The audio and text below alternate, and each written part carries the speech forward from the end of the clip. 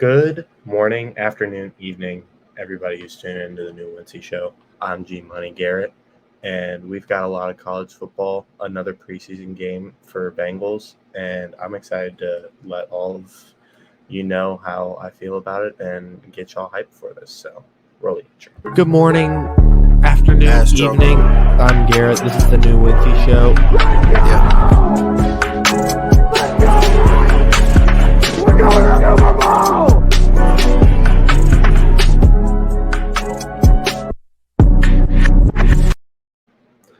Once again, good morning, afternoon, evening. I apologize if I'm a little bit too relaxed this morning. I woke up a little bit earlier than I usually do on weekends, only because my room woke me up. So happens, but I'm very excited. 2 weeks until college football. Who's ready? College football. I love college football, and obviously your boys' team at Alabama, we're number one. As always, as it always should be. I'm just kidding. Everybody don't go and try to blast me for that. I'm just joking. It's all jokes, all love. But still, it's very exciting to see Alabama at one as an Alabama student myself. But before I go into all that stuff, let's give a huge shout out to the Wincy crew and all y'all who do all this stuff for me. Because look at this. Y'all see this shirt? Hold on. Get out of the way. Right here. You see that savage mode? That's what we're going to do here at the Wincinnati Podcast Network and the new Wincy show. We're going savage mode all year. We got our boys in orange and black over here. And there's no doubt in my mind that we're going to go back to the Super Bowl and win. No doubt in my mind. And you know how we're going to do it? Savage mode. We're going savage mode. Whole lot of revenge tour. Let's go. Who's ready? Bro, baby, season 3. This stuff, amazing. Make sure you get it. Go. And also, this stuff is Zimhude. Make sure you also get Ace Boogie stuff. Y'all need to get on this train. This shirt is amazing. Super comfortable, super light, super breathable. I love it. Especially, it's great down here in the Alabama weather. But anyway, moving past that, thank you very much for everything y'all do for me, and I appreciate it. So moving into a little bit of college football, I just want to give you guys a nice little 2-week pre-update before all these games start. So obviously, I'll go down the top 25 of the coaches poll that just came out the other day, just to refresh anybody who doesn't know. But top 5: Alabama, Ohio State, Georgia, Clemson, Notre Dame. Starting off the next 5, you have Michigan, Texas A&M, Utah, Oklahoma, and Baylor. Oklahoma State at 11, Oregon at 12, NC State, North Carolina State at 13, Michigan State at 14, USC at 15, Southern California, Pittsburgh 16, University of Miami, Florida 17, Texas at 18, Wake Forest at 19, Wisconsin at 20, and then rounding out the bottom 5 of the top 25 in this year's pre-week 1 coaches poll, you have Kentucky, Cincinnati, Arkansas, Mississippi, and Houston at 25. So, looking at that, you still have, I believe, all 4 of last year's teams who were in the playoff are still in the top 25. Alabama at 1, Georgia at 3, Michigan at 6, and UC at 22, which still great on UC for having the representation after showing up and showing out in the college football playoff, finally getting that representation for all the smaller non-Power 5 conference teams. But luckily they're going to the Big 12 soon, so they'll be able to have that credibility. Not that they didn't have the credibility last year. Obviously, Desmond Ridder showed out a lot, and he showed out in his first preseason game with the Falcons with that last-second touchdown pass, and he was wheeling and dealing and throwing dimes and all that stuff. So UC fans should be excited. I think you guys are there's going to be a huge jump in in expectations for you guys. So just keep pounding, and hopefully you guys can continue to stay in this train. Another thing that jumps out at me: week 2 of college football. Number 18 Texas is getting visited by my Crimson Tide, University of Alabama, and Quinn Ewers, Ohio State transfer, was just named the starting quarterback for the season. I'm ready. I'm not scared of Quinn Ewers. I'm not scared of anybody on Texas, honestly. I couldn't give a crap about Texas. No one should give a crap about Texas. See this? See this? Horns up. Horns right here. Down. Down to the ground. Down to the ground. F Texas. That's all I have to say about that. Other than that, Ohio State at number 2. Great for you guys who are all Ohio State fans. Happy for you guys. I think with CJ Stroud coming back, obviously no Garrett Wilson, no Chris Olave, but still Jackson Smith and Jigba. Your defense should look great. Normal Ohio State year. Not really worried about it. So that's all I wanted to get into college football wise. I really think the teams who, one more thing, Texas A&M, Alabama, October 8th. Everybody needs to tune in to watch that, because we are going to shove Texas A&M's foot back in their mouth for ever talking bad about us, ever talking sweet. You ever talk sweet about Chief Keef? I'm beating your insert rest of lyric here. But that's what you get when you come for the big dogs. So that's all I have to say about college. But going into the second part of this show, the Bengals have a second preseason game, guys. We're traveling all the way into New Jersey, MetLife Stadium, to go visit the New York Giants for our second preseason game. Obviously, notable names on the Giants. We're looking to see how Daniel Jones goes, how obviously Evan Neal, they just drafted. Hopefully he can play well for them. But we're not talking about the Giants, are we? We're talking about the Cincinnati Bengals, the Cincinnati Bengals, our team.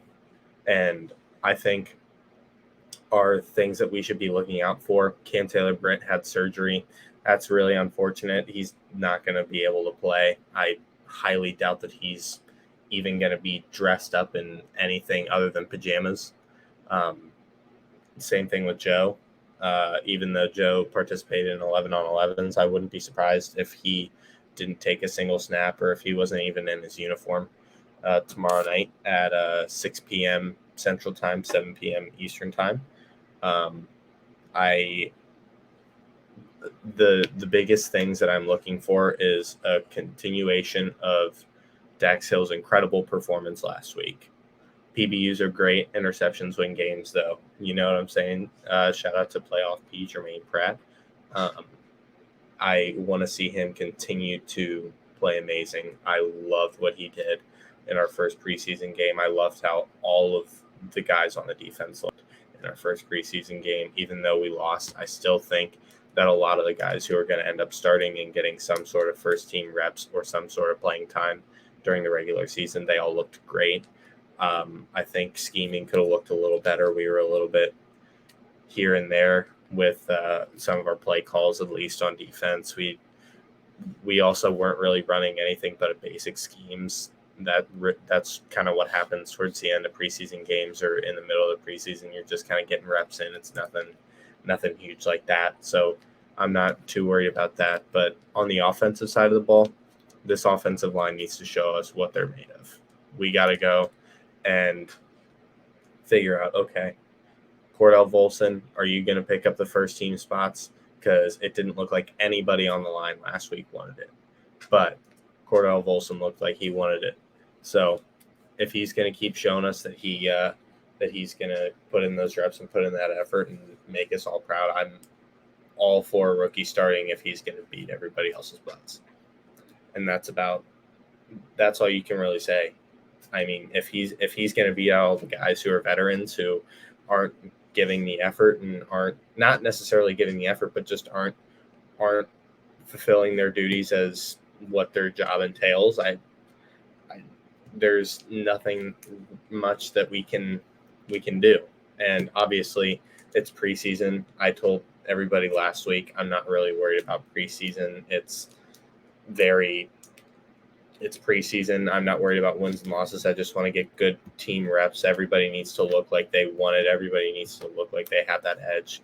And right now, Cordell looks like he has it, but I don't even think Jackson Carman, somebody we were really concerned about last week, is going to play with an injury. So a little bit concerning, but nothing really too much to where I'm shaking in my boots. I think we'll be fine as long as some other people can step up. Isaiah Prince hopefully can make a couple good blocks. Hakeem Adeniji, Deontay Smith. I mean, these guys started some games last year. They had first team reps. They had regular season meaningful reps, and a lot of them ended up playing in the Super Bowl. So if you guys are going to show that you deserve a spot on this team, show us that you deserve a spot on this team. So it's a huge thing to look at. I'm not really worried about much else on the offensive side. I kind of want to see what Jake Browning looks like again, because there's a real chance that Brandon Allen could get beat out for a second spot if he doesn't play up to standard. Because I think Brandon Allen's a good backup if we don't have to use him. I think he's okay for half a game. I don't think he's someone who I'm going to, if God forbid Joe gets hurt, but knock on wood, everybody remember from a couple weeks ago. Make sure you're knocking on the wood.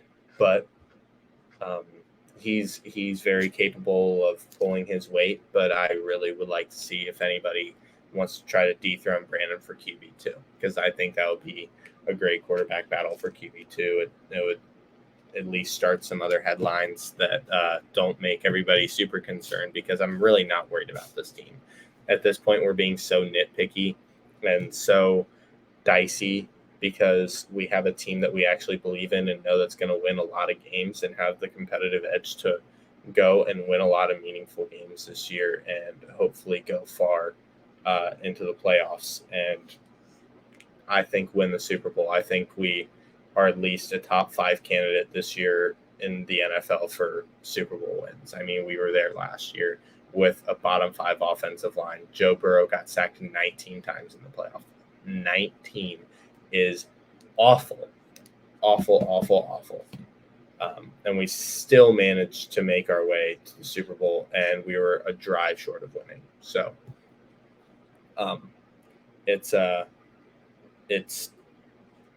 and we've only made improvements from there. We picked up so many offensive line pieces. I'm really excited to hopefully see Lael Collins maybe next week.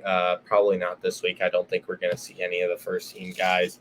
I know last week I was talking about I wanted to see some of the first team guys go and maybe get a drive in, but that was a hope and dream for me. That's never going to happen, at least this early in the preseason, unless we're really concerned about our first team and we're in a place where we actually need to be concerned about our offense and defense. But I highly doubt any of that's going to happen. So it was a little bit of wishful thinking on my end, but obviously we all want to see our guys play. So hopefully you can see where I'm coming from. But I mean, the last time we saw these Giants, they came into our house and kicked our butts.